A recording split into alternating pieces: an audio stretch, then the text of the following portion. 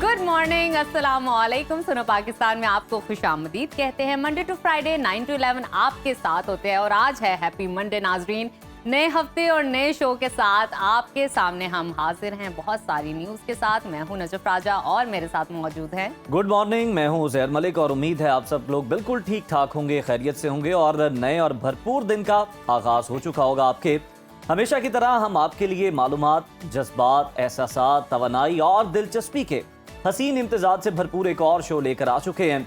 इसका हर सेगमेंट बड़ा खास और हर मौजू बड़ा लाजवाब होने वाला। हर चीज बहुत खास होगी और आज बड़ा मजा आ रहा है चेयर्स पे बैठ के। आज न्यू चेयर्स पे हम बैठे हैं और कुछ अलग किस्म का जोश जो है। हमारे रेगुलर व्यूअर्स हैं ना, उन्होंने तो फौरी तौर पे जज कर दिया होगा, उनको पता चल गया होगा। तो मजा आ रहा है चेयर पे बैठ के। कैसा आप कंफर्टेबल फील कर रही हैं? बहुत ज्यादा। और आपको पता अगर नहीं करी मुझे बता दे, मैं चेंज करवा दूं। नहीं, आपकी और मेरी सेम है, एक जैसे ही मजे आ हमारे मेहमानों के लिए भी सेम है ना। बिल्कुल। चले नाजरीन आगे चलते हैं और आपको बताते हैं कि आज की शो में सियासत से लेकर नौजवानों की जहनी सेहत, मौसम, सितारों की चाल और वायरल स्टोरीज को भी हम डिस्कस करेंगे। बहुत कुछ है और सबसे पहले हम नजर डालेंगे सियासी मंजरनामे पर, जहां पर पीटीआई ने 90 रोजा तहरीक का ऐलान कर दिया है और बानी की रिहाई के लिए अल्टीमेटम भी दे दिया है। मुल्की सियासत पर इस हवाले से हम तबसरा करेंगे और इस पर तज्जिया लेंगे।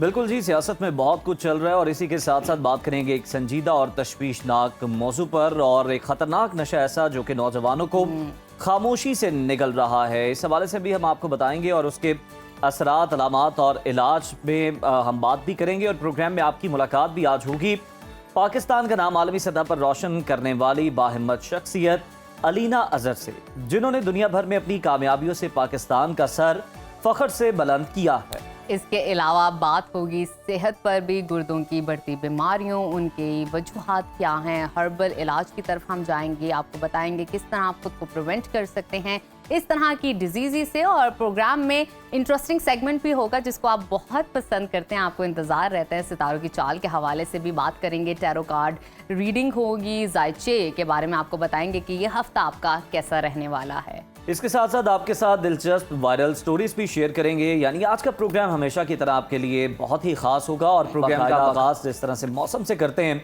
तो मानसून का ये स्पेल कितना शिद्दत इख्तियार करने वाला है और आज मुल्क में मौसम क्या रंग दिखाएगा। तो नजफ, आपकी जिम्मेदारी है, आइए आपको मौसम के हवाले से अपडेट करते हैं, इन डिटेल बताते हैं कि आज मुल्क के मुख्तलिफ इलाकों में कैसा मौसम रहेगा। आइए।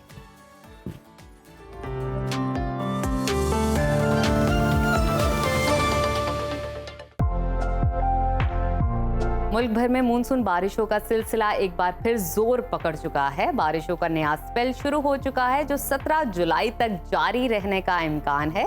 मुख्तलिफ शहरों में मौसम की क्या सूरत हाल है, आइए जानते हैं। सबसे पहले जिक्र करते हैं गिलगित बल्तिस्तान का, जहां मतला जुज़वी अबर आलूद रहेगा। गिलगित में आज ज्यादा से ज्यादा दर्जा हरारत 38 और कम से कम 17 डिग्री रहने का इम्कान है।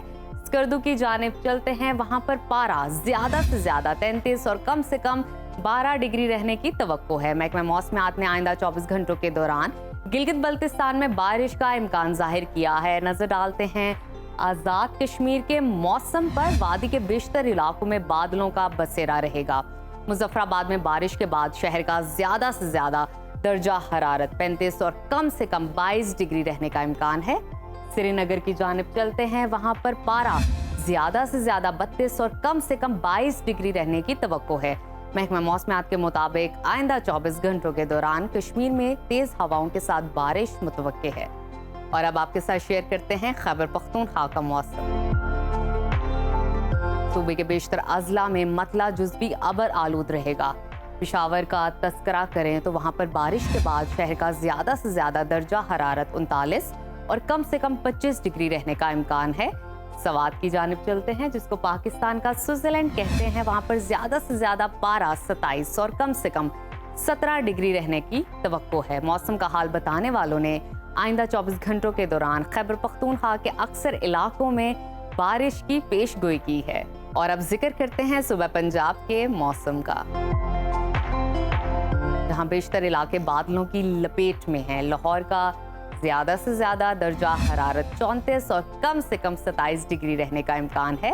वफाकी दारुल हुकूमत इस्लामाबाद का तस्करा करते हैं, वहां पर ज्यादा से ज्यादा पारा 36 और कम से कम 25 डिग्री रहने की तवक्को है।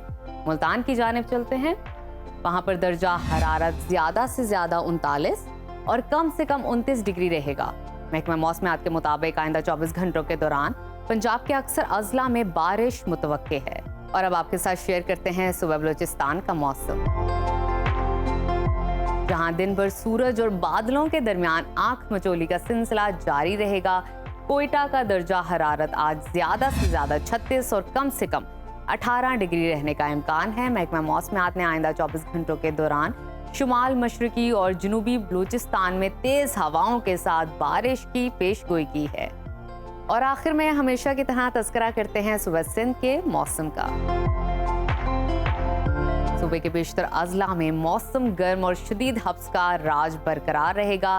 कराची का तस्करा करें तो कराची में बादल छाए हुए हैं और शहर का ज्यादा से ज्यादा दर्जा हरारत 34 और कम से कम 29 डिग्री रहने का इम्कान है। हैदराबाद की जानिब चलते हैं, वहां पर पारा ज्यादा से ज्यादा 40 और कम से कम 28 डिग्री रहने की तवक्को है। महकमा मौसमियात के मुताबिक आइंदा 24 घंटों के दौरान उमरकोट, मिट्टी, सक्खर, लाड़काना, जैकबाबाद, शिकारपुर, कश्मोर और साहली इलाकों में बादल बरसने का इम्कान है।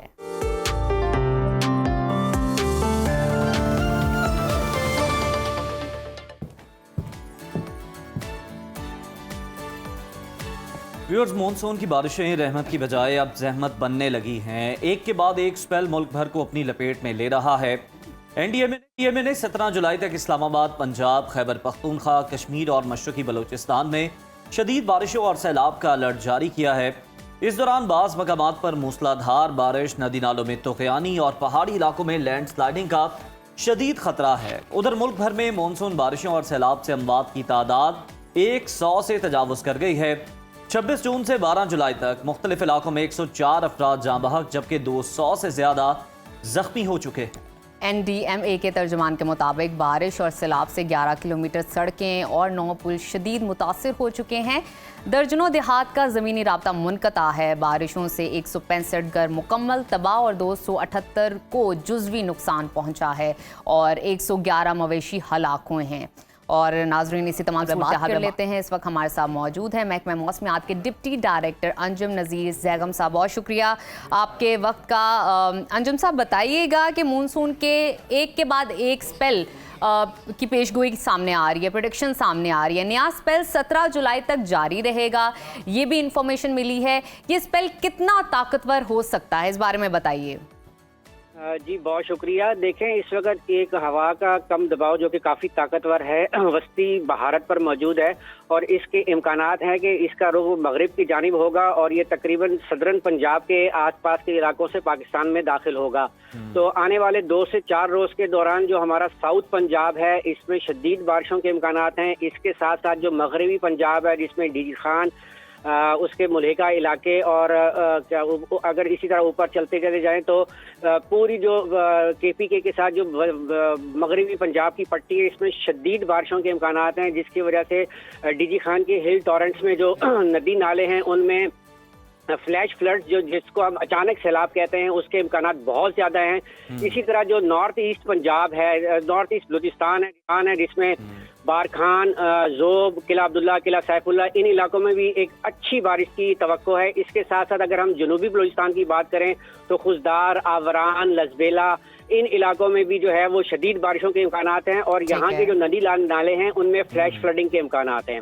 अगर हम लाहौर और सियालकोट रीजन की बात करते हैं तो यहाँ पर भी आने वाले 2 से 3 रोज़ के दौरान अच्छी बारिशों के इम्कानात हैं। इसी तरह इस्लामाबाद, गलियात, केपीके के नॉर्दर्न इलाके, केपीके के सदरन इलाके, जीबी, इन तमाम इलाकों में एक अच्छी बारिश के इम्कानात हैं, जिसकी वजह से नदी नालों में जो है वो तुग़यानी के खदशात रहेंगे और ऑफकोर्स जब तेज बारिश होती है तो लैंडस्लाइडिंग के खदशात भी होते हैं। इसके साथ साथ मैं आपको ये भी बताता चलूँ कि दरियाए सिंध में जो है वो पानी की मिकदार में दिन ब दिन इजाफा होता जा रहा है। स्पेलवेज जो हैं वो हमारे रिजर्वायर्स के खुले हुए हैं, जिसकी वजह से जो लोग दरिया के किनारों पर आबाद हैं उनको चाहिए कि वो अपनी प्रिकॉशनरी मेजर्स लें और वहाँ से मूव करें, क्योंकि पानी अपना रास्ता खुद बताता है, जो उसका पाथ होता है उस पर लाजमी आता है।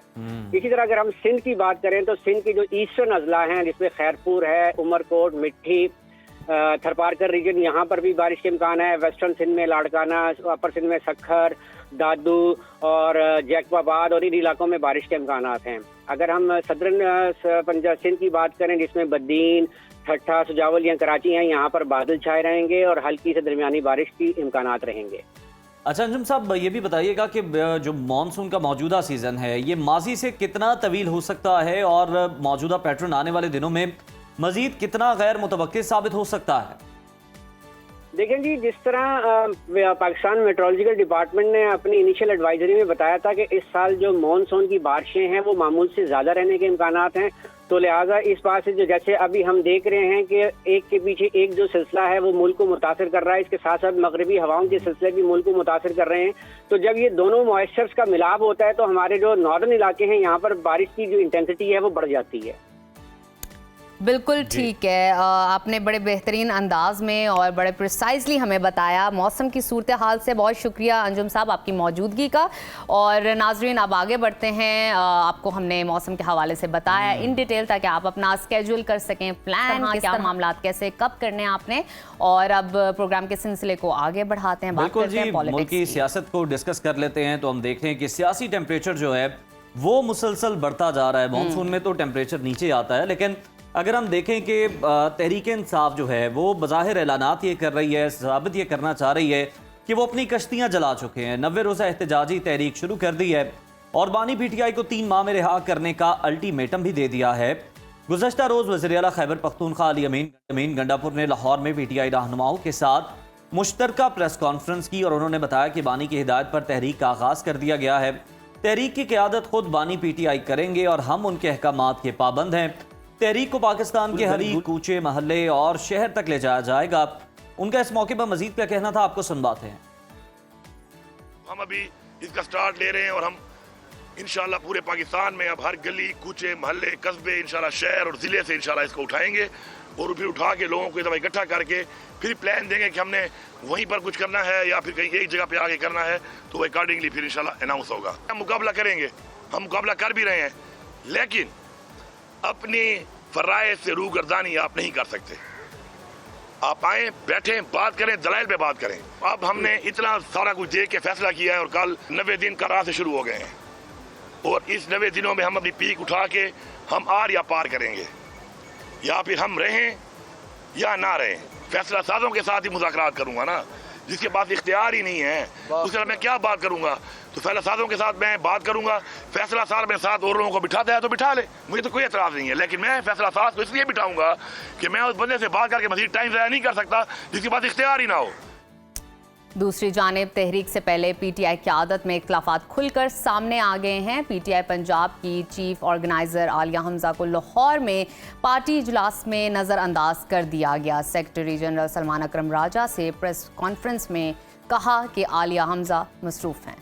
इजलास में ना बुलाने पर आलिया हमज़ा ने क़यादत पर सवालात की बौछार कर दी है और कहा है कि पार्टी क़यादत की इतलात के मुताबिक मैं गुज़श्ता 2 दिन से बहुत मसरूफ़ थी, ऐसी मसरूफियात जिनका शायद मुझे भी इल्म नहीं था।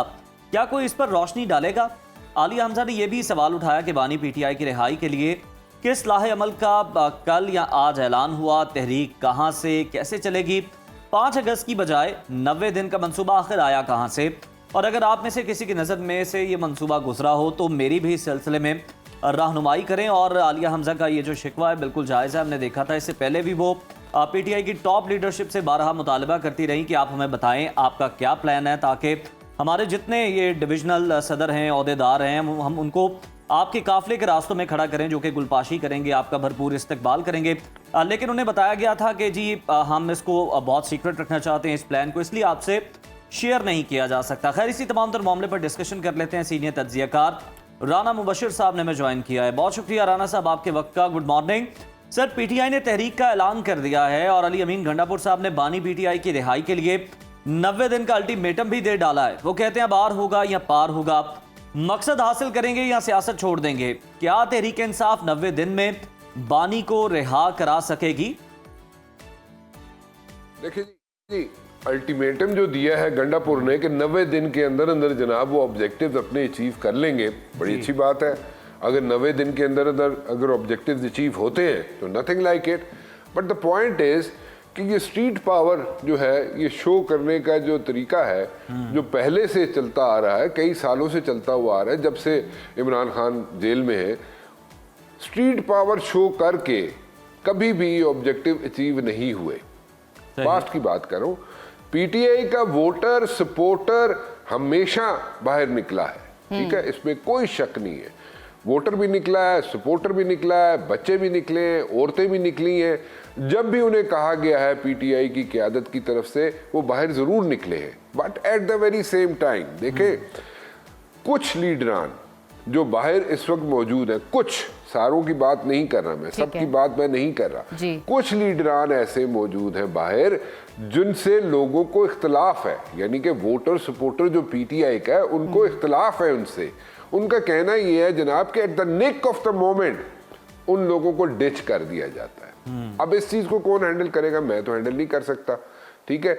क़यादत जो है, इमरान खान जेल में है, ठीक है, बाहर जो लोग हैं उनकी आरा जो है डिफरेंट है।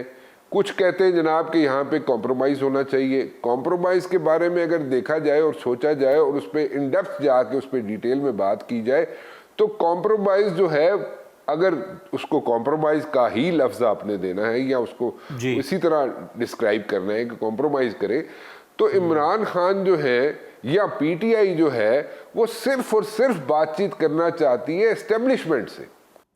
बिल्कुल ठीक। राणा साहब, अगर देखा जाए कि पीटीआई जो है तजब्जब का शिकार है, पीटीआई में एक तरफ क़यादत कश्तियां जलाने का ऐलान कर रही है तो दूसरी तरफ कई रहनुमा मुफाहमत और मुज़ाकरात के लिए आवाज़ें बुलंद कर रहे हैं। क्या ऐसी सूरत हाल में पीटीआई कोई मौसर तहरीक चला पाएगी या ये तहरीक माजी से कितनी मुख्तलिफ हो सकती है? वकास अकरम भी वही बात कर रहे हैं और दोनों ये बात कर रहे हैं कि जनाब उन लोगों से मुज़ाकरात होंगे जो लोग कोई डिसीजन ले सकते हैं। और उनके ख्याल में, यानी कि इस पर्टिकुलर केस में अगर हम बात करें तो गंडापुर भी समझता है कि जनाब मौजूदा हुकूमत जो है वो डिसीजन नहीं ले सकती ऑन देयर ओन। और देखा जाए तो जनाब जिस तरह शेख वकास अकरम भी कह चुका है मेरे शो में कि वो भी यही कह रहा है जनाब कि जनाब जो मौजूदा हुकूमत है वो डिसीजन नहीं ले सकती। अच्छा। So those people who are calling the shots, उनके साथ मुज़ाकरात होंगे। देखें, लेकिन इसमें एक चीज़ ज़रा समझने की ये है कि हमेशा हमेशा हमेशा अपने ज़हन में रखें, जो भी बड़े लीडरान रहे हैं, ठीक है, उन्होंने मुज़ाकरात जब भी किए हैं वो हुकूमत के साथ किए। उनका कोई रिजल्ट निकलता है या नहीं निकलता, लेकिन मुज़ाकरात हमेशा सिटिंग गवर्नमेंट के साथ ही होते हैं।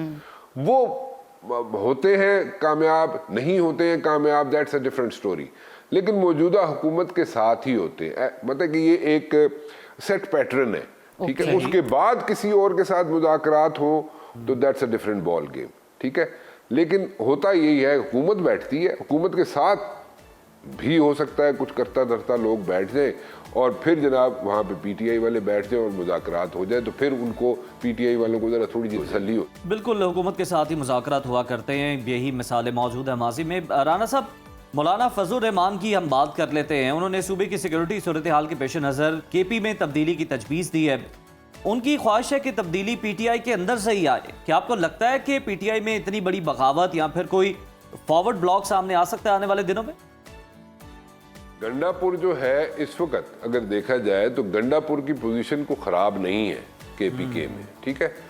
हाँ, जो मौलाना साहब कहना चाह रहे हैं वो ये कहना चाह रहे हैं कि गंडापुर ਨੂੰ हटा दियो, उदी जगह को नवा कैंडिडेट रख दियो तो जनाब everything is going to be hunky डोरी।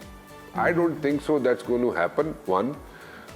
और मैं कोई हतमी नहीं कह रहा, ये प्लीज़ ट्राई टू अंडरस्टैंड, क्योंकि मैं बार बार कहता हूँ, हर जगह रिपीट करता हूँ, यहाँ पे भी रिपीट करूँगा, पाकिस्तान के जो पॉलिटिकल सिचुएशन है पाकिस्तान की, that is day to day politics. रोज़ाना के हिसाब से पॉलिटिक्स के डायनामिक्स चेंज होते हैं, पॉलिटिक्स चेंज होती है, पॉलिटिशियंस चेंज होते हैं, बयानात भी उनके चेंज होते हैं, हर किस्म की यहाँ पे चेंजेस आती हैं। सो हतमी चीज़ कोई नहीं कही जा सकती पॉलिटिक्स में। बट देन अगेन ये जो सिचुएशन है कि जनाब गंडापुर को हटा दो, उसकी जगह को नया पीटीआई का बंदा आ जाए जो चीफ मिनिस्टर बन जाए, वो मेरे ख्याल में अभी एज ऑफ नाउ मुश्किल हो जाएगा। हाँ, हो सकता है, बिल्कुल हो सकता है, अगर पीछे बैठ के इमरान खान एक डिसीजन ले लें और इमरान खान बोले कि नहीं जी छोड़ो, बस ठीक है, गंडापुर को हटा दो, दूसरा बंदा ले आओ, तो फिर इमरान खान की जो सिचुएशन होगी उसकी, या इमरान खान का जो बयान होगा या उसकी जो से होगी, वो मैटर करेगी। फिर गंडापुर फारग हो सकता है। अदरवाइज तरह इस सिचुएशन में मेरा नहीं ख्याल कि कोई नया बंदा पिच हो सकता है पीटीआई का एज अ चीफ मिनिस्टर के भी। बिल्कुल राना साहब, आप सही फरमा रहे हैं कि इस वक्त जो है वो अली अमीन गंडापुर साहब की जो पोजीशन है वो मजबूत है और कोई लगता नहीं है कि तब्दीली आ सकती है खैबर पख्तूनख्वा हुकूमत की सतह तक, और ना ही अली अमीन गंडापुर को हटाया जा सकता है। जहाँ तक रहा मौलाना साहब का बयान, तो फिर हमें पता है कि अली अमीन गंडापुर साहब और मौलाना फजलुर रहमान इनका हल्का एक है, इनकी हल्के की राइवलरी है और उस सिलसिले में ये बयानात दिए जा रहे हैं। और नाजरीन, इस पॉलिटिकल सेगमेंट के साथ ही लेते हैं एक छोटी सी ब्रेक। आपने कहीं नहीं जाना, देखते रहिए सुनो पाकिस्तान। जरा नम हो तो ये मिट्टी बड़ी जरखेज है साकी, ये पाकिस्तान की वो मिट्टी है जो हर दौर में ऐसे हीरे पैदा करती है जो ना सिर्फ कौम का फख्र बनते हैं बल्कि दुनिया को इंसानियत, हमदर्दी और अज़्म की नई तारीफ भी सिखाते हैं। ये ऐसे चिराग हैं जो ना सिर्फ अंधेरों में रोशनी बांटने का काम करते हैं बल्कि दुखी दिलों का सहारा, खामोश तबकात की आवाज़ और नई नस्ल के लिए एक मिसाल बन चुके हैं। इन्हीं दरख्शां सितारों में एक नाम है अली नाज़र का, जिन्होंने ना सिर्फ 11 साल की उम्र में फलाही खिदमात का आगाज़ किया बल्कि आलमी सतह पर पाकिस्तान का परचम फ़ख्र से बुलंद भी कर रही हैं, और उनकी इन्हीं गैर मामूली खिदमात के एतराफ़ में अक़वाम मुत्तहिदा ने उन्हें ग्लोबल एडवोकेट ऑफ पीस जैसे बावकार अवार्ड से नवाजा है। इनके बारे में कुछ और आपको बताते हैं। इससे पहले वो डियाना अवार्ड भी अपने नाम कर चुकी हैं, जबकि ऑस्ट्रेलियन हाई कमीशन और लिटिल आर्ट ऑर्गेनाइजेशन की जानिब से 25 अंडर 25 जैसी आलमी फहरिस्तों में भी अपना नाम शामिल करवा चुकी हैं, जो इस बात का सबूत है कि पाकिस्तानी नौजवान किसी से कम नहीं। अलीना अजहर आज की वो नस्ल हैं जिन्होंने दूसरी लोगों के लिए, दूसरे यूथ के लिए मशले राह हैं, जो हमें ये सिखाती हैं कि खिदमत खल के लिए उम्र की नहीं बल्कि जज्बे की ज़रूरत पड़ती है। इस वक्त आलमी अवार्ड याफ्ता अलीना अजहर हमारे साथ मौजूद हैं, तो आइए उनसे बात करते हैं, आपकी मुलाकात करवाते हैं। Alina, good morning, welcome to Suno Pakistan, many congratulation. ये बताइए कि आपने 11 साल की उम्र में खिदमत खल का काम शुरू किया। बचपन में तो हम देखते हैं कि आम तौर पर बच्चे खेल कूद या फिर पढ़ाई में खासे मगन होते हैं, मसरूफ़ होते हैं, लेकिन आपने इतनी कम उम्री में समाजी खिदमत को अपना मिशन बनाया। ये सफ़र शुरू कैसे हुआ, ज़रा हमें इस बारे में बताइएगा। अस्सलाम वालेकुम sir, thank you so much for having me. And मैंने 11 साल की उम्र में शुरू इस तरह से किया था कि हमारे स्कूल में एक प्रोजेक्ट आया था जब पाकिस्तान में फ्लड्स आए थे 2010 में, एंड तब मैंने पहली बार एक प्रोजेक्ट किया था। एंड देन वो प्रोजेक्ट करने के बाद मुझे बहुत शौक हो गया था फंड रेजिंग इन कम्युनिटी वर्क करने का, जो मार्जिनलाइज कम्युनिटी होती है उनके साथ जाकर बैठने का, उनके प्रॉब्लम सुनने का, या उनके लिए कोई भी छोटी से छोटी जो काम उनके लिए किया जा सकता था वो करने का। एंड देन वो करते करते उसके बाद इट्स बिन 15 ईयर्स, एंड आप जितना भी किसी फील्ड से एक्सपोज होते हो, उसके अंदर काम करते हो, आपको पता चल जाता है कि उनमें कौन से ऐसे टॉपिक्स और इस तरह की फर्दर कम्युनिटीज़ हैं जिनको आपके काम की ज़रूरत है। And then it just started from there. And फिर उसके बाद मुझे पता चला कि जो इर्द-गिर्द में ख़वातीन रहती हैं या जो यतीम बच्चे होते हैं, जो छोटे स्ट्रीट किड्स होते हैं, उनकी एजुकेशन, उनकी हेल्थ के लिए कैसे काम करना चाहिए और उनको किन किन चीज़ों की ज़रूरत है। सो वहाँ से मेरा काम शुरू हुआ and then it came where it is right now. Definitely Alina, बहुत ज़्यादा जज्बा चाहिए, एक सोच चाहिए जिसको आप day by day with the struggle परवान चढ़ाते हैं। मैं आपसे मज़ीद जानना चाहूँगी आपके इस जर्नी के बारे में। गैर मामूली खिदमात आपने अंजाम दी, जिसमें आपको अक़वाम मुत्तहिदा की जानिब से ग्लोबल एडवोकेट ऑफ पीस और डियाना जैसे अवार्ड से नवाजा गया। क्या एहसासात थे, किस तरह का एक्सपीरियंस था? क्या आपको लगा कि आपने जो इतनी कोशिश की उसका अब आपको फल मिल रहा है, या मज़ीद आप समझते हैं कि अभी ये शुरुआत है, आगे बहुत कुछ है जो मैंने करना है? बताइएगा। मैम, ऑब्वियसली आपको जब भी कोई रिकग्निशन मिलती है, एंड स्पेशली अगर वो इंटरनेशनल लेवल से आती हैं, डिफरेंट कंट्रीज से आती हैं, इतनी बड़ी ऑर्गेनाइजेशन से आती हैं, तो it means a lot to you. अल्हम्दुलिल्लाह, I am very grateful for it. But again I feel like कि आपका फोकस हमेशा अपने काम के ऊपर होना चाहिए। जो रिकग्निशन अवार्ड्स वगैरह होते हैं, वो अगर अल्लाह ताला ने आपके नसीब में लिखे तो आपको मिल जाएंगे। End of course it feels great, because कोई भी ये याद नहीं रखता कि एक लड़की थी, उसका ये नाम था, उसको ये अवार्ड मिला। बट अब जब भी कहीं पर होते हो तो you recognise as a Pakistan. लेकिन अलीना, ये जो प्रेजेस होते हैं, ये जो एडमिरेशन होती है, ये आपके लिए फ्यूल का काम करती है। आपको महसूस होता है कि अभी आप कुछ अच्छा कर रहे हैं तो मजीद आपको करने की जरूरत है। मुझे चैलेंजेस के बारे में बताइएगा। इस सफर में आपको कौन कौन सी मुश्किलात का सामना करना पड़ा? मैम ऑब्वियसली जब आपको पता है कि जैसे इस तरह के लोग मतलब कि आप जब झुग्गियों के अंदर जाके काम जी। करते हैं या जब ट्रांसजेंडर कम्युनिटी के साथ काम शुरू करते हैं तो अभी भी हमारी सोसाइटी के अंदर कुछ ऐसे स्टीरियोटाइप्स जो हैं वो अभी भी अनफॉर्चुनेटली अलाइव हैं कि उनके लिए काम करना, उनके बारे में बात करना, लोग उस चीज़ को गलत समझते हैं।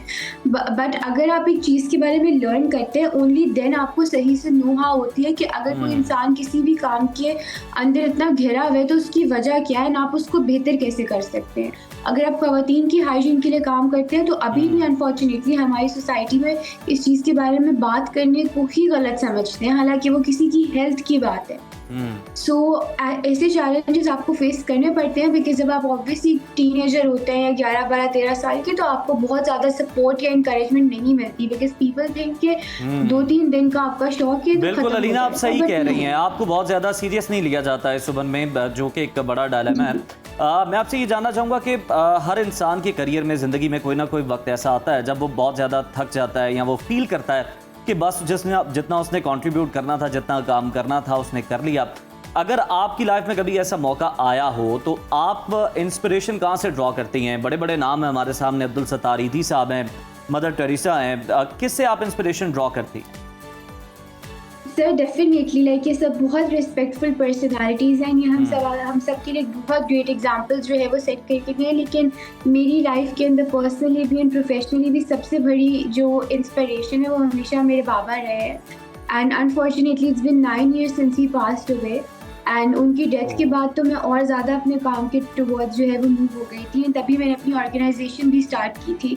तो मेरे दिल को जो सुकून है या जो एक आपको कमी महसूस होती है हर दफ़ा उनकी, हर टाइम पर उनकी, वो सिर्फ अपना ये काम करके होती है। बिकॉज मैं जिन भी लोगों के साथ काम करती हूँ, चाहे वो झुग्गियों में हो, चाहे वो छोटे यतीम बच्चे हों या कोई भी हो, जितनी अच्छा अलीना, शॉर्टली ज़रा मैसेज दीजिएगा जो यूथ आपको देख रही है, जो पाकिस्तानी नौजवान आपको देख रहे हैं, क्या कहना चाहेंगी, क्या पैगाम उनको देना चाहेंगी? मैम मैं उनको यही कहना चाहूँगी कि इस चीज़ को समझें कि अगर हम लोग एजुकेटेड या प्रिविलेज बैकग्राउंड से मिले तो इट इज़ आवर रिस्पॉन्सिबिलिटी कि हमारे इर्द गिर्द जितने भी लोग हैं उनका ख्याल रखना, उनको किस तरह से हमारी ज़रूरत है और उनके लिए हमें क्या काम करना चाहिए इसको देखें। And to please be there for each other regardless of always thinking कि कोई हमें क्या दे सकता है। हमें ये देखना चाहिए कि हम किसी के लिए क्या कर सकते हैं। एंड एक स्ट्रॉन्ग कम्युनिटी होना बहुत ज़रूरी है जो अनफॉर्चुनेटली इस वक्त हम बहुत लैक कर रहे हैं। So we should know this thing कि we do owe each other a lot.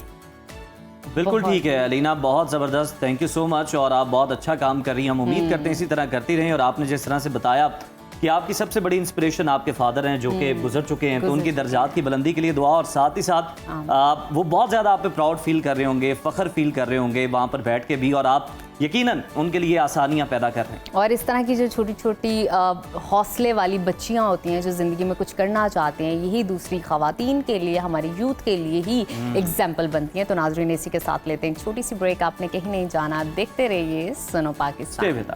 Welcome back to Suno Pakistan. नाज़रीन प्रोग्राम में आगे बढ़ेंगे और बात करेंगे ज़हनी सेहत की। तो STC, जिसे साइंसी ज़ुबान में MDMA कहा जाता है, ये एक जदीद और ख़तरनाक नशा है जो तेज़ी से पार्टी कल्चर का हिस्सा बनता जा रहा है। ये एक ऐसा नशा है जो देखने में शायद फन लगता है, रंगीन रोशनियों, तेज़ म्यूज़िक या वक्ती खुशी के लिए बना है और प्रोवाइड करता है वक्ती खुशी, मगर हकीकत में ये अंदर से इंसान के जिस्म और दिमाग को तबाह कर रहा होता है। आज के प्रोग्राम में हम जानेंगे कि STC का नशा जिस्म और दिमाग पर क्या असर डालता है और इसकी कौन सी अलामात होती हैं, इसकी पहचान किस तरह की जाए, क्या इस नशे से निजात मुमकिन है, और अगर मुमकिन है भी तो कौन सी थेरेपी या फिर मेडिकल रिहैब इस सिलसिले में मदद दे सकती है। इसी पर बात करने के लिए हमारे साथ मौजूद हैं मारूफ साइकेट्रिस्ट डॉक्टर उसामा बिन जुबैर साहब। Welcome to Suno Pakistan. Doctor साहब ये बताइएगा कि STC MDMA दरअसल है क्या और ये दिमाग पर किस तरह से असरअंदाज होती है? जी थैंक यू सो मच। आप लोगों ने आज ये बड़ा इंपॉर्टेंट टॉपिक चूज़ किया है। आप समझ लें कि हमने पहले बात की थी आइस की। ये जो MDMA है या एक्सटेसी है, ये आइस की बड़ी बहन है, ठीक है। ये आपकी आज की वो लाइन भी हो सकती है जो रील आप निकालेंगे कि आइस की बड़ी बहन का नशा। सो ये जब आइस की हम बात करते हैं वो स्टिमुलेंट है, तो एक्सटेसी जो है वो समझ लें कि ज़्यादा स्टिमुलेंट है। अच्छा। एक्सटेसी का अंग्रेज़ी में लफ्ज़ है ना बेतहाशा खुशी, तो जब लोग ये पार्टीज़ में यूज़ करते हैं तो दिमाग में जो केमिकल्स हैं उनका एक तूफ़ान ये बर्पा कर देती है। सेरोटोनिन, नॉरएड्रेनालिन, डोपामीन, एक तूफ़ान की कैफियत आ जाती है। आप बहुत तेज़ हो जाते हैं, आप दांत किचकिचाते हैं, आप हाई हो जाते हैं, डांस का दिल करता है। तो ये आपको स्टिमुलेट कर देती है और छोटा सा ट्रिप भी कराती है। ये हेलुसिनोजन भी है, यानी कि आपको कुछ ऐसी चीज़ें भी एक्सपीरियंस होती हैं Oh जिनका my कोई God. वजूद नहीं होता। Oh my God. और वो ट्रिप किस तरह का होता होगा, बाद में क्या कॉन्सिक्वेंसेस निकलते होंगे, उस पर तो हम बात करेंगे। लेकिन डॉक्टर साहब मुझे बता दें, अगर कोई नौजवान एसटीसी इस्तेमाल करता है, उसके रवैये में, उसके बिहेवियर में, उसके एक्शन में, उसके चीज़ों को रिस्पॉन्ड करने में क्या तब्दीलियाँ रूनुमा होती हैं? देखिए, जब आप शुरू में इस्तेमाल करते हैं ना, तो आप समझें कि आपको लोगों के और अपने बारे में मालूमात एकदम आपको लगता है कि बढ़ गई हैं। आपने ख़ुद को ज़्यादा जानना शुरू कर दिए, लोगों को ज़्यादा जानना शुरू कर दिया, आप ज़्यादा इमोशनल हो जाते हैं, फिर आपकी सोच एकदम तेज़ हो जाती है जब आप यूज़ कर रहे होते हैं। और अगर आप फिज़िकल अलामात की बात करें तो ये लोग दांत बहुत किचकिचाते हैं। तो अगर आप पेरेंट हैं, आपका टीनेजर आपको लगता है कि आजकल दांत बहुत किचकिचा रहा है, हर काम बहुत तेज़ी से कर रहा है, परेशान सा रहता है, एंशियस रहता है, उसको पसीना बहुत ज़्यादा आता है, हर काम तेज़ करता है, रोज़ रात को गायब हो जाता है, तो आपके कान खड़े हो जाने चाहिए कि ये अलामात हो सकती हैं कि ये एक्सटेसी यूज़ हो रही है। और इस वक्त ये दुनिया में चौथा या पांचवा सबसे ज़्यादा इस्तेमाल किए जाने वाला नशा है। और तकरीबन 1% लोग इससे, तकरीबन 20,000 में से एक बंदा जो ये यूज़ करते हैं उसकी डेथ हो जाती है। ये इतना डेंजरस मामला है। अच्छा डॉक्टर साहब, ये बताएं कि मरीज की मुकम्मल बहाली के लिए काउंसलिंग और फिर थेरेपी में कितना वक्त दरकार होता है? देखिए, सबसे पहले तो आप ये याद रखें कि इसको आइडेंटिफाई करना है कि पेरेंट्स और यंगस्टर्स इसको आइडेंटिफाई करेंगे। ये जो लोग भी पार्टीज़ कर रहे हैं, पार्टीज़ में यूज़ होने वाली सबसे कॉमन चीज़ है। फिर प्रॉब्लम ये आता है कि ये दूसरी चीज़ों के साथ इस्तेमाल होती है। लोग इसको आइस के साथ यूज़ करते हैं, कोकीन के साथ, 2CB के साथ, के मिल के एकदम इफेक्ट बहुत ज़्यादा पोटेंशिएट हो जाता है। और फिर चूंकि ये दिमाग को स्टिमुलेट करती है, दिमाग के केमिकल्स को अल्टर करती है, बहुत बढ़ा देती है, तो जब इसको एकदम खुद से छोड़ा जाता है तो क्रैश आता है। इंसान बिल्कुल डिप्रेस हो जाता है, सुसाइडल हो जाता है, उसको कुछ समझ नहीं आती है। तो उस वक्त कुछ दवाइयों की भी ज़रूरत, पैरानॉइड हो जाता है, वो जो हमने पहले भी बात की थी ना, शक शुबो, आपको लगता है लोग आपके खिलाफ है, मार देंगे, लोग आपके बारे में बातें कर रहे हैं, कानों में आवाज़ें आना शुरू हो जाती हैं। तो इन अलामात के लिए कई दफ़ा एंटीसाइकोटिक नामी अद्वियात भी देनी पड़ती हैं। पेशेंट बहुत डिप्रेशन में जा रहा हो तो एंटी डिप्रेशन भी देनी पड़ती है और एक अच्छे थेरेपिस्ट के साथ लिंक करना होता है। लेकिन अगर ये मामला बहुत ज़्यादा चल रहा है, बहुत अरसे से चल रहा है, पार्टीज़ बहुत रेगुलर हैं, दिमाग के केमिकल्स को बहुत ज़्यादा नुकसान हुआ है और 60% लोगों में इसकी बहुत ज़्यादा डिपेंडेंस हो जाती है, तो उस केस में फिर हमें एडमिट भी करना पड़ता है। कई दफ़ा 90 to 120 डेज़ का एडमिशन भी होता है, जिसमें शुरू में कुछ दवाई दी जाती है, फिर थेरेपी पे काम होता है, पेशेंट के सोच और बिहेवियर पे काम होता है, घर वालों के साथ काम होता है और उन सारे फैक्टर्स को आइडेंटिफाई करके बेहतर करने की कोशिश की जा सकती है जिन्होंने यहाँ तक पहुँचाया था।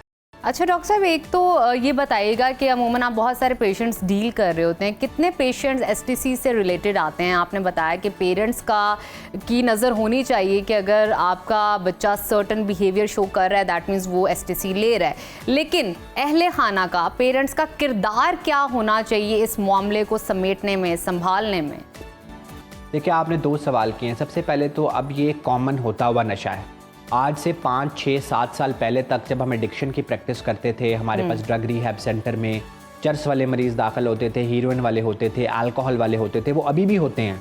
लेकिन अब एक ज़्यादा सर्ज आ रही है, जो आइस बहुत ज़्यादा इस्तेमाल कर रहे हैं, एक्सटेसी कर रहे हैं, हेलुसिनोजेंस का इस्तेमाल कर रहे हैं, तो अभी एकदम बहुत ज़्यादा सर्ज आ गई है। चूँकि आपको पता है लाहौर में हो, पिंडी में हो, तो बहुत सारे कुछ स्पेसिफिक इलाके हैं जो नोटोरियस हैं, फार्म हाउसेज़ हैं जहाँ रोज़ शाम को पार्टियाँ होती हैं, तो इसलिए इनकी सर्ज बहुत बढ़ गई है। फिर पेरेंट्स का रोल, जिस तरह मैंने पहले भी बताया ना, सबसे पहले तो आइडेंटिफाई करें। अगर बच्चा 18 साल है तो वो पूरी तरह पेरेंट्स की रिस्पॉन्सिबिलिटी है कि अगर उसके बिहेवियर में चेंज आया है, आप रोज़ सुबह उठ के देखते हैं जी रात को गाड़ी गायब थी, पार्टीज़ हो रही हैं, और मैंने आपको बताया जहाँ पार्टीज़ हो रही हैं वहाँ ला मोहल्ला एक्सटेसी और आइस, कोकेन, GHB वो आएगी।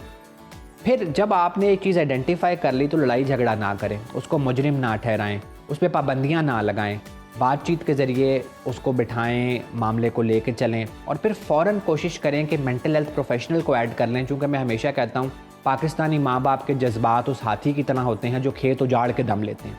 माँ बाप बिल्कुल बिल्कुल, आपने दुरुस्त फरमाया डॉक्टर साहब, बहुत शुक्रिया आपके वक्त का। वालिदैन को जो है ख़ास तौर पर इस मामले में ख्याल रखने की ज़रूरत है और बच्चों पर नज़र रखने की ज़रूरत है, और सबसे अहम मरहला आपको डायग्नोज करना चाहिए कि मसला है क्या।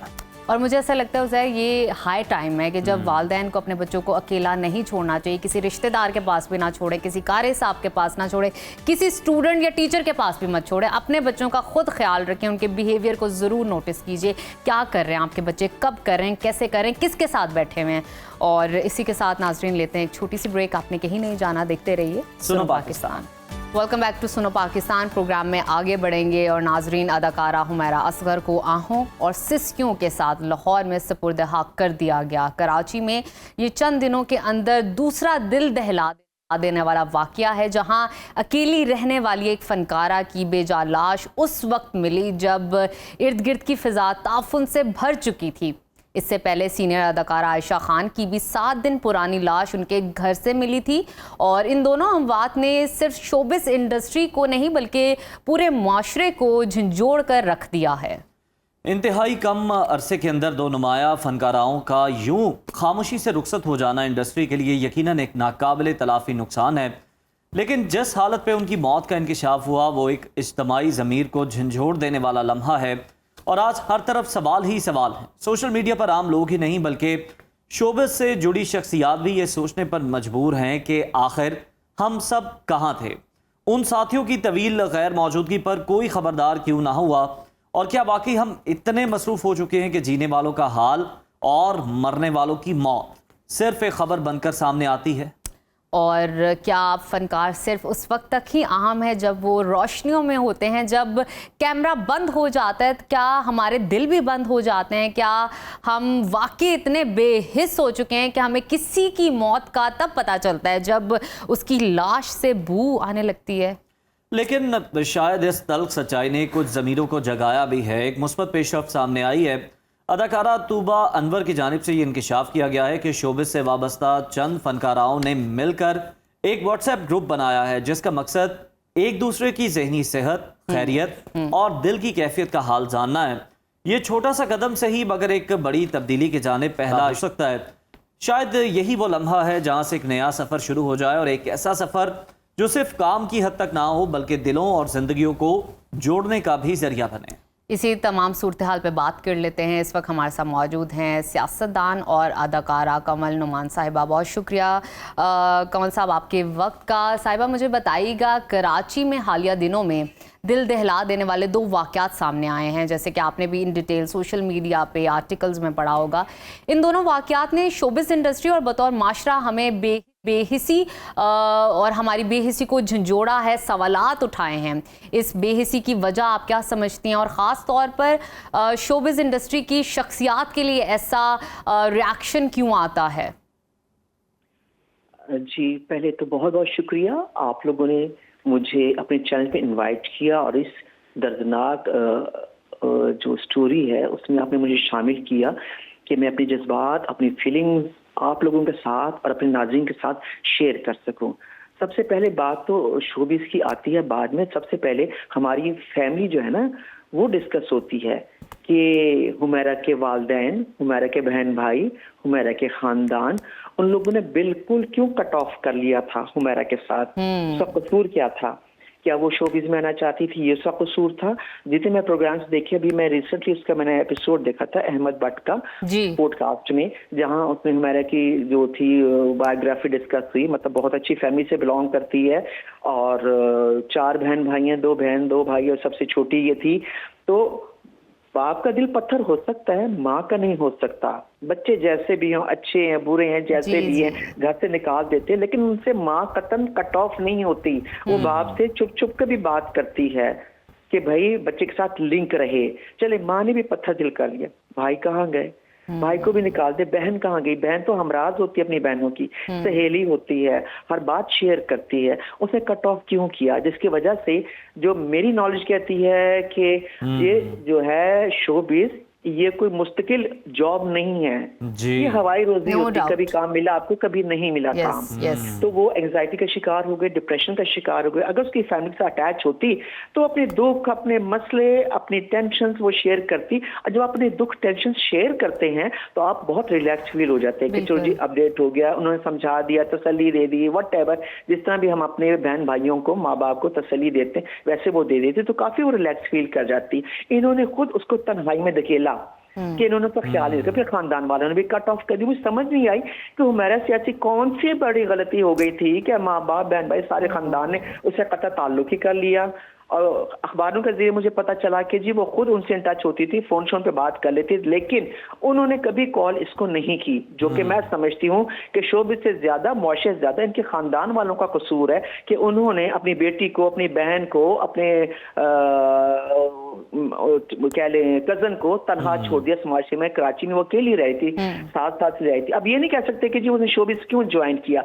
देखिए बच्चे का जहां वो होती है ना जी अट्रैक्शन होती है जिस फील्ड में भी, अब तो माशा इतना डेवलप हो चुका है कि क्या नाम है, अगर बच्चे से पूछे थे कि अगर वो डॉक्टर बनना चाहता है, इंजीनियर बनना चाहता है, फाइन आर्ट्स में जाना चाहता है, शोबे ज्वाइन करना चाहता है, जो कुछ भी करना चाहता है, कहते ठीक है आप करें। इसलिए कि जो शोबे में बच्चा जाना चाहते हैं आप उसको भेजते हैं तो बच्चा बहुत उसका अच्छा रिजल्ट आपको देता है। एक काम उसका दिल नहीं करा, जबरदस्ती घुसा भी देंगे, बच्चा वो रिजल्ट आपको नहीं देता।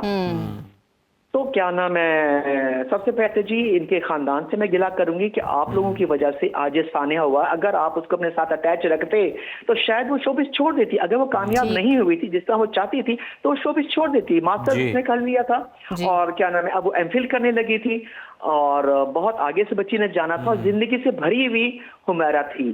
जो मैं इसके इंटरव्यूज देखे हैं, जो मैंने खबरें पढ़ी हुई हैं, मतलब वो फुल ऑफ एनर्जी लड़की थी जिसको हम लोगों की बेहसी ने इस जहां से रुखसत कर दिया। और जिस दर्द, जिस करब में उसकी डेथ हुई है, अगर उसके साथ कोई अटैच होता, उसके खानदान वाले, माँ बाप, बहन भाई। कंवल साहिबा बिल्कुल आप सही कह रही हैं कि सबसे पहली जिम्मेदारी तो फैमिली पर आयद होती है और बाज़ाहिर यही नजर आता है कि डिटैच रखा हुआ था इसको। मुझे ये बताइएगा कि इस वक्त अगर हम देखें, आप भी शोबिस की दुनिया में रही हैं और आप सियासी मैदान में भी हम देख रहे हैं कि सरगर्म है।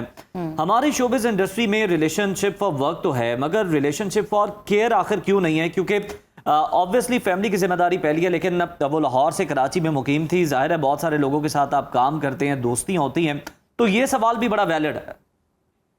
जी बिल्कुल, वही मैं शोबिस की तरफ आ रही हूँ कि शोबिस के लोगों को हम लोग कहते हैं जी बहुत सेंसिटिव लोग होते हैं। सेंसिटिव हैं तो आर्टिस्ट बनते हैं, अगर सेंसिटिव ना हो तो वो शख्सियत आर्टिस्ट बन ही नहीं सकती।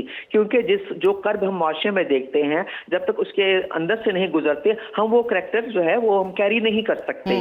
तो जो हम इतने अच्छे रोल्स कर जाते हैं, हमारे साथ इतने अच्छे रोल्स कर जाते हैं कि मालूम होता है रिकॉर्डिंग है, लेकिन अगर कोई डिप्रेशन वाला सीन है, रोने वाला सीन है, तो घर वाले भी साथ साथ रो रहे होते हैं। इट मींस कि बहुत अच्छा परफॉर्म कर रहे होते हैं। तो हम लोग तो बहुत सेंसिटिव होते हैं। तो शोबिस के हवाले से मैं कहना चाहूंगी कि उसकी दोस्त भी होंगे, कोलीग्स भी होंगे, मेल फीमेल जर्नलिस्ट भी होंगे, डायरेक्टर प्रोड्यूसर्स भी होंगे। किसी ने उसका हाल नहीं पूछा, किसी ने ख्याल नहीं रखा, किसी ने पूछा कि महीना हो गया हमारे पास से कोई खबर नहीं आई, कोई कॉल नहीं हुई, कहाँ रह गई, कहाँ चली गई, वजह क्या हुई, या मुलाकात नहीं हो सकी, सारा कुछ नहीं हुआ।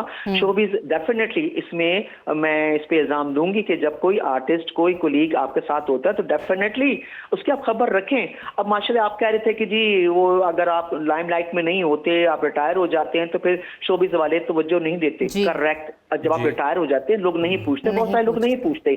तो लेकिन वो तो अभी रिटायर नहीं हुई थी, वो तो अभी आगे बढ़ रही थी, वो तो अभी लाइमलाइट में थी।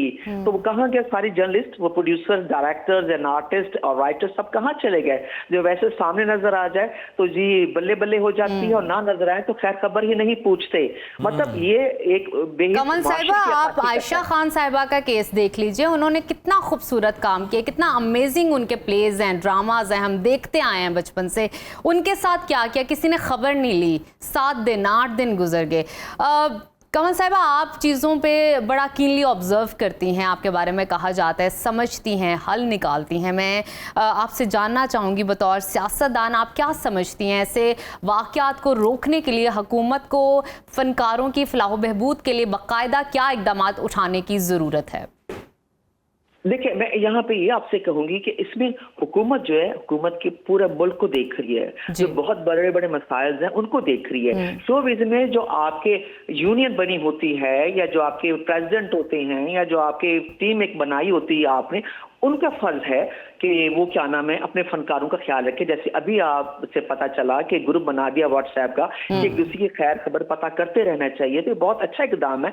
जिसने भी ये सोचा, जिसने भी स्टार्ट किया, बहुत अच्छा इकदाम है कि उन लोगों को अपने उसमें शामिल करें, व्हाट्सएप में शामिल करें, खैर खबर पूछें, सारा कुछ पूछें। कई उनकी केमिस्ट्री नहीं मिलती, लेकिन जिनसे मिलती है उनको आप बनाएं, उसमें ऐड करें। इसमें हुकूमत, मेरा ये जाती ख्याल है कि हुकूमत फनकार को अब हर एक के घर फोन करके नहीं पूछ सकती कि बच्चे आप कैसे हो या बेटा आप कैसे हो, आप ठीक है, सब खैरियत है, कोई इशू तो नहीं, कोई मसला तो नहीं। गवर्नमेंट ये नहीं कर सकती, चाहे कोई भी गवर्नमेंट हो। ये शोबिस के फनकारों को जो सीनियर हैं वो उनको इसमें कदम बढ़ाना चाहिए। जो हमारे फेमस क्या नाम है आर्टिस्ट हैं, जैसे फहद मुस्तफ़ा हैं, जैसे हुमायूं सईद साहब हैं, जैसे जावेद शेख साहब हैं, जैसे बाकी हमारे सीनियर जो कराची में रह रहे हैं, नुमान इजाज साहब हैं, उनको चाहिए कि एक टीम बनाएं और उनको जो है वक्तन फवक्तन अपडेट करते रहें, पूछते रहें कि जी हाँ खैर से खाली मालूम करें। जरूरी नहीं कि आपने फोन कर दिया तो अगला उम्मीद करेगा जी आप उनको कास्ट भी कर रहे हैं या उनको कोई रोल दिलवा रहे हैं। नहीं, जस्ट फॉर गुड सेक आप खैर खरमा मालूम करते रहें कि सब खैरियत है। ये उनका फर्ज है,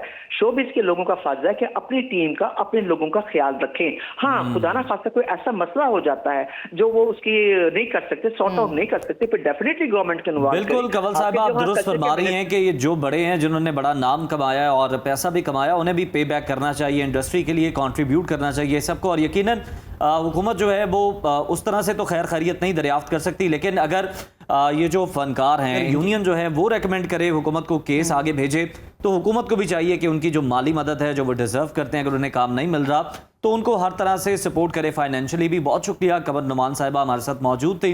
नाज़रीन, प्रोग्राम के सिलसिले को आगे लेकर चलते हैं और आपको बताएं कि गुज़श्ता माह भारत के शहर अहमदाबाद से रवाना होने वाली एयर इंडिया की परवाज फ्लाइट 171 टेक ऑफ के चंद ही लम्हों के बाद एक होलनाक हादसे का शिकार हो गई थी।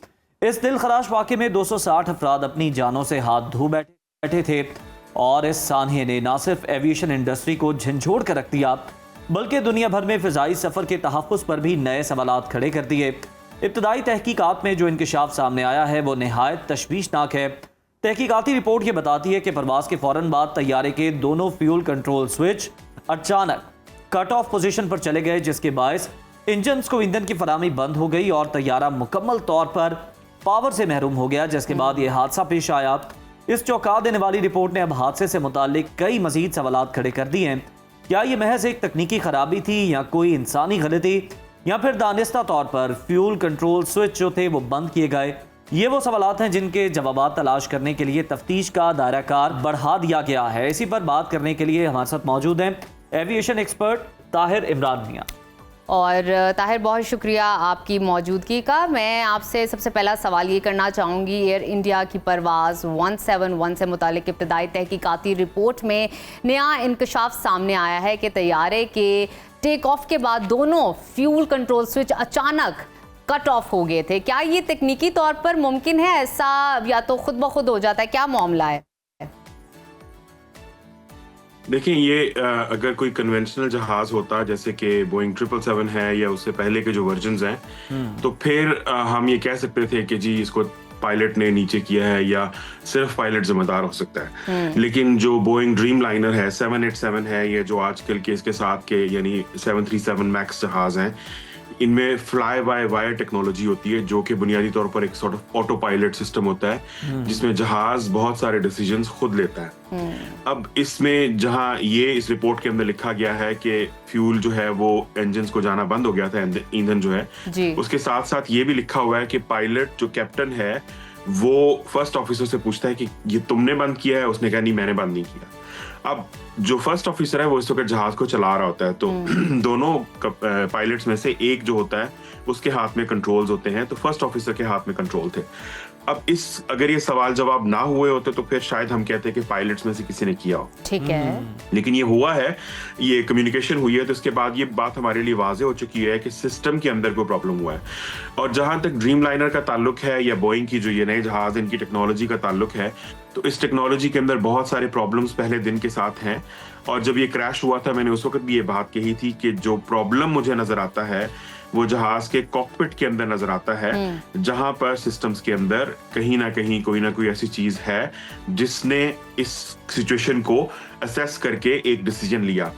ये जहाज के जो फ्लाई बाय वायर सिस्टम्स होते हैं ये ऑटोमेटिकली ऑटोनोमस भी काम कर सकते हैं बात सूरतों के अंदर, अगर पायलट लेट से बेहोश हो जाता है या उसको कोई और प्रॉब्लम हो जाता है।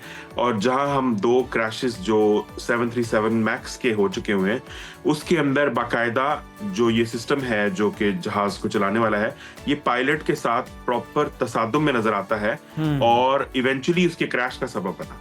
तो इसलिए ये अनथिंकेबल नहीं होगा कि जहाज के सॉफ्टवेयर के अंदर, जहाज के जो सिस्टम है उसके अंदर प्रॉब्लम्स हैं।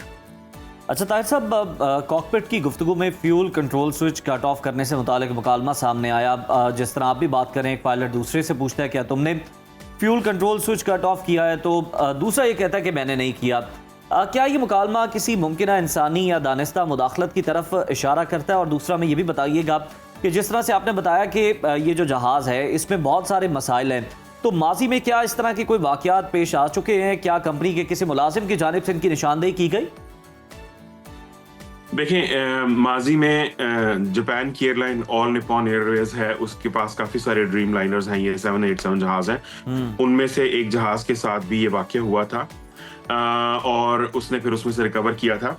यहाँ पे बदकिस्मती है और बहुत सारी चीजें जो हैं वो, बहुत सारे प्रॉब्लम्स जो हैं वो एक वक्त में तय हो गए हैं। आपको याद रखना चाहिए कि इस जहाज की जो परवाज की टाइम है वो 1 मिनट के करीब है, यानी कि विद इन टेक ऑफ 1 मिनट, या और अगर आप रनवे से या स्टैंड जो क्या कहते हैं गेट से टेक ऑफ और क्रैश तक का टाइम है वो मुश्किल से चंद मिनट का टाइम है।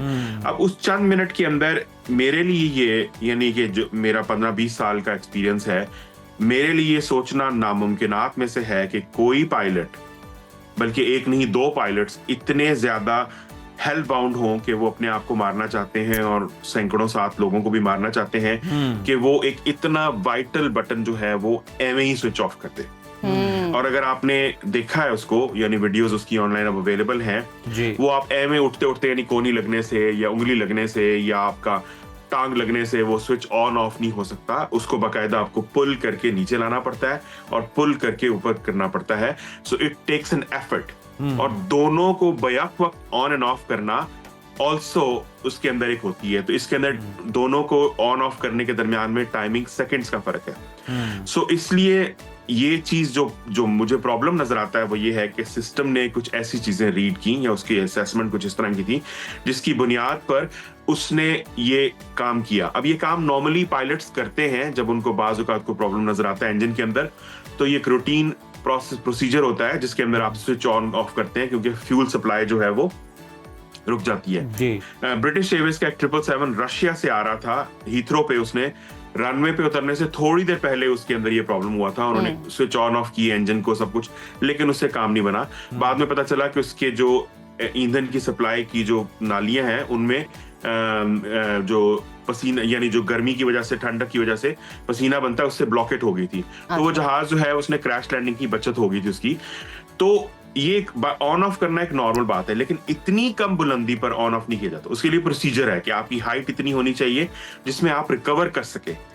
तो इस मौके पर इतनी कम बुलंदी पर पायलट्स का ऐसा करना नामुमकिन है मेरे लिए सोचना।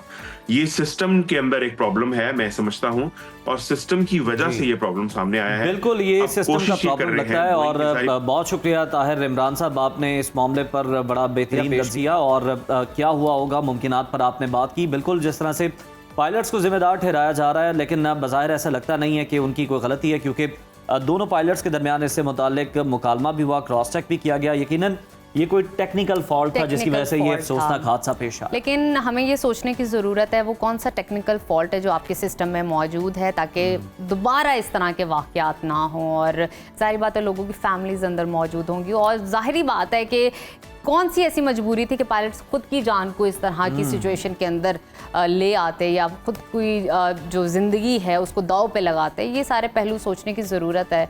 तो दानिस्ता तौर पर तो नहीं था, लेकिन सिस्टम में कोई ना कोई ख़राबी ज़रूर है जिसको ठीक करने की, रेक्टिफाई करने की ज़रूरत है। तो नाज़रीन, अभी लेते हैं एक छोटी सी ब्रेक। आपने कहीं नहीं जाना, देखते रहिए सुनो पाकिस्तान। ब्रेक के बाद दोबारा से आपको प्रोग्राम में नाज़रीन खुशामदीद कहते हैं। और हेल्थ सेगमेंट में आज हम बात करने जा रहे हैं गुर्दों की सेहत के हवाले से, जो कि हमारी बॉडी के अंदर एक बड़ा इंपॉर्टेंट रोल प्ले करते हैं। अगर हम देखें तो ये एक फिल्टर का काम करते हैं हमारे ब्लड के लिए। और देखा जाए तो तकरीबन रोजाना 150 लीटर तक खून को साफ कर रहे होते हैं। और पाकिस्तान के अंदर नजफ अगर हम देखें तो ये मसला इतना ज्यादा है कि तकरीबन 2.25 करोड़ लोग जो हैं वो इस मरज में मुब्तला हैं। अस्पतालों में डायलिसिस के लिए लाइनें लगी होती हैं, लेकिन वहाँ पर बदकिस्मती से अफसोसनाक अमर ये है कि ना इतनी मशीनें होती हैं जो कि इतने ज्यादा पेशेंट्स को केटर कर पाए। तो हमने कोशिश ये करनी है कि आपको इस तरह के हल या नुस्खा बताया जाए, हर्बल ट्रीटमेंट बताया जाए कि आप उस नहज तक जाएं ही मत। और उसके लिए हमेशा की तरह आपकी पुरजोर फरमाइश पर माहिर तिब हम बुलाते हैं हकीम अताउर रहमान साहब को, जो कि हमेशा हमारी मुश्किलात को ये हल करते हैं, अच्छे अच्छे नुस्खे हमें बताते हैं। तो हकीम साहब बताइए कि गुर्दों का जो इलाज है या गुर्दों के जो मसाइल है उस पर रोशनी डालिए। जी, बिस्मिल्लाहिर्रहमानिर्रहीम। ये आज का टॉपिक बहुत अच्छा टॉपिक है। इस टाइम पाकिस्तान का हर 6 में से एक शख्स जो है ना गुर्दे के मर्ज़ में मुब्तला है जी। और गुर्दे का ऐसा खामोश मर्ज़ है, ऐसा खामोश कातिल है कि जब तक आपको अलामात वाज़े ना हो जाए तो आप किडनी का चेकअप भी नहीं करवाते, बल्कि आप उसका ना मिस यूज़ कर रहे होते हैं ट्रीटमेंट। मिसाल के तौर पे उसकी जितनी भी अलामात हैं गुर्दों की, मिसाल है उसमें मेरी आपकी आंखों के गिर्द हल्के होते हैं तो आप टोटकों से हल्कों को ख़त्म कर रहे होते हैं, लेकिन ये नहीं पता कि किडनी की वजह से ये हल्के पा रहे हैं। पाँव पे सोजिश आती है तो आप डायरेक्ट लीवर का ट्रीटमेंट कर लेते हैं, या समझते हैं मेरे गर्मी हो गई है तो वो आप ठंडी चीज़ों का इस्तेमाल बढ़ा देते हैं एक्सेस। तो ये बहुत सी ऐसी चीज़ें हैं जिसकी जो अलामात हैं, जैसे फैटीग रहना, थक जाता है इंसान, थकावट रहती है, वो असाबी टॉनिक की दवाइयाँ गर्म गर्म खा रहा होता है, इवन के कुछ बहुत ज़्यादा हैवी मेटल्स में भी चला जाता है। कहीं स्टमक लिवर के अलावा आपको किडनी पे भी तवज्जो देनी है, तो क्या नुस्खे लेकर आए हैं? जी बिल्कुल। अच्छा, किडनी के लिए मैं पहली चीज़ ये बता दूं कि ब्लड प्रेशर शुगर के लिए जो किडनी के पेशेंट है ना उनके लिए वो नहायत ख़तरनाक चीज़ है। जो लोग ब्लड प्रेशर के पेशेंट हैं और जो शुगर के पेशेंट हैं वो अपनी RFT लाजमी करवाएं और अपनी किडनी का बहुत ज़्यादा ख्याल रखें। बाकी ये कि जैसे ही क्रिएटिनिन यूरिया RFT में आपका रेज होता है, बढ़ता है, थोड़ा सा भी बढ़ता है, 1.2 क्रिएटिनिन नॉर्मल होता है, अगर वो 3, 4, 5 या 2 के करीब चला जाता है, इससे अबव चला जाता है तो ये बहुत डेंजरस है आपके लिए। अच्छा, इसके अंदर मेन चीज़ आपकी खुराक का है। एक तो पानी का इंटेक आपने प्रॉपर रखना है, दूसरा आपने डाइट में अल्कलाइन चीज़ें ज़्यादा खानी है। अच्छा, जैसे ही अगर आपको पता लग जाए कि आपको जी क्रिएटिनिन यूरिया आपका ज़्यादा जा रहा है तो हमारे तिब के अंदर 5 चीज़ें ऐसी ज़बरदस्त हैं जिसका जुशांदा 2 टाइम पीने से अल्हम्दुलिल्लाह आप ये यानी वहीं पे आप रुक जाएंगे। हम ये क्लेम नहीं करते कि 100% डायलिसिस वाला वापस आएगा। हम इसमें एज अ सपोर्टिव ट्रीटमेंट ऐसा देंगे कि जो मर्ज आपका आपने साल बाद जिस पोजीशन में पहुंचना है कम से कम 10 साल पेंडिंग हो जाए।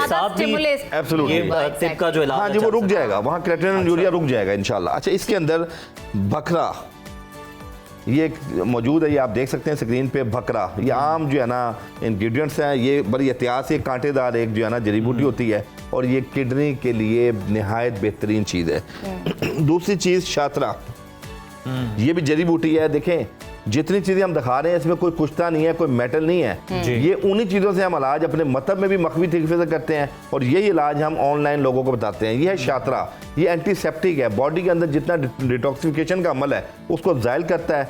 नंबर 3 सर फूका, ये अमेरिका के अंदर प्रोस्टेट की एक ऐसी दवाई बनी थी जिसका मेन इंग्रेडिएंट सरफूका था और जो वहाँ पे $50 में बिकती थी और ये हमारे पाकिस्तान में ये 50 रुपए की चीज़ है। लेकिन बात सिर्फ कदर की है और एतमाद और एतकाद की। अवेयरनेस हम आपको दे रहे हैं, कदर आप करें। ये एंटी कैंसर प्रॉपर्टीज भी रखती है। प्रोस्टेट कैंसर में PSA जहाँ ग्रेटर देन 4 हो जाता है तो उसमें भी ये बहुत मुआविन साबित होती है। चौथी चीज़ नीम के पत्ते, आपको पता है नीम हम लोग खारिज फोरा फिंसी में भी इसका इस्तेमाल करते हैं। इसके पत्तों को पानी में डाल के एज एंटीसेप्टिक नहाते भी हैं। नीम किडनी के लिए नहायत बेहतरीन चीज़ है, पूरी दुनिया में इसकी रिसर्च हो रही है और बिलखसूस इंडिया के अंदर इसके ऊपर बहुत से जो है ना लोगों ने इस पर PhD भी की है कि नीम इतना ज़बरदस्त दरख्त है। और आखिर में कासनी,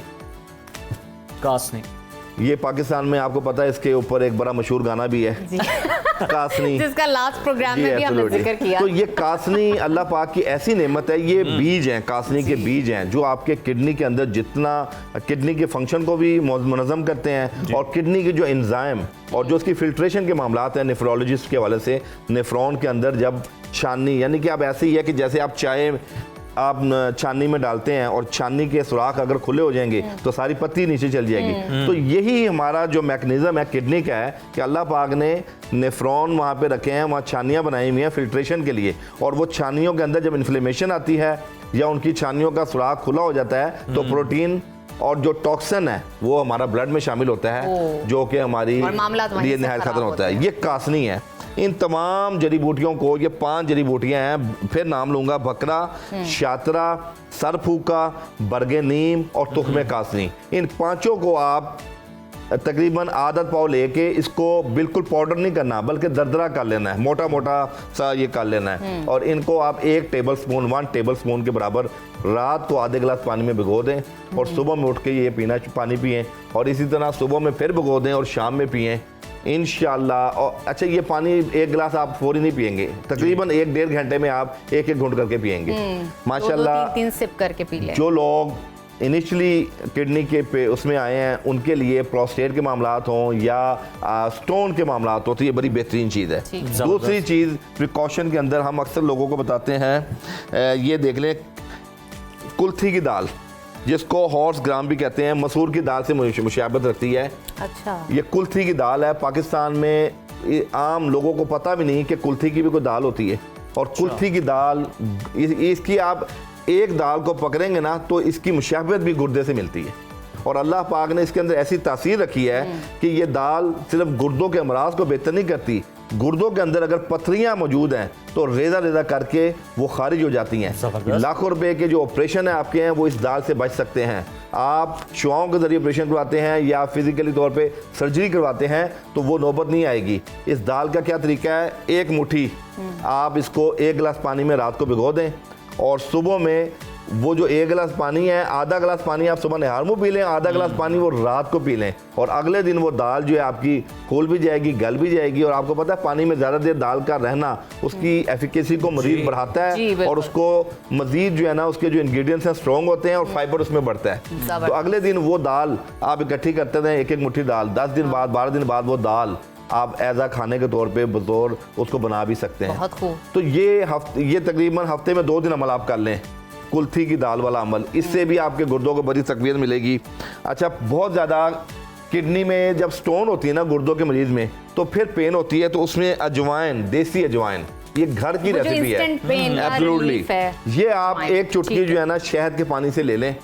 जब आपको फील होता है कि किडनी में दर्द है तो इमीडिएट तौर पे ये पेन किलर का काम करेगी और सेफ साइड है और एंटी इंफ्लेमेटरी है।